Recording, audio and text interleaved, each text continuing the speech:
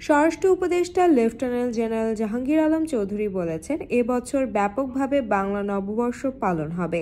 সেই বিষয়টি সামনে রেখে এবার নিরাপত্তাও বাড়ানো হয়েছে। নিরাপত্তা যাতে বিঘ্নিত না হয় তার জন্যই যা করা প্রয়োজন সেসব করা হচ্ছে।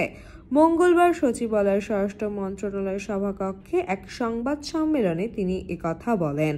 এর আগে সোমবার দেশের বিভিন্ন স্থানে ইসরায়েল বিরোধী বিক্ষোভের সময় দোকান, ব্যবসা প্রতিষ্ঠানে হামলা, ভাঙচুর ও লুটপাটের ঘটনায় তিনি বলেন, সারা দেশের নিরাপত্তা নিশ্চিত করা আমার দায়িত্ব।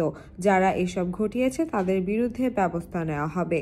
এদিকে সাংস্কৃতিক বিষয়ক মন্ত্রণালয়ের উপদেষ্টা মোস্তফা সরোয়ার ফারুকী বলেছেন, নববর্ষের শোভাযাত্রার নাম মঙ্গল শোভাযাত্রা হবে কিনা এ বিষয় নিয়ে ঢাকা বিশ্ববিদ্যালয় সিদ্ধান্ত নেবে।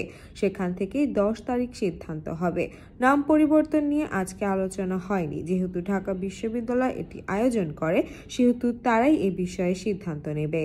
তাইমা শারমিন হক, ঢাকা ট্রিবিউন।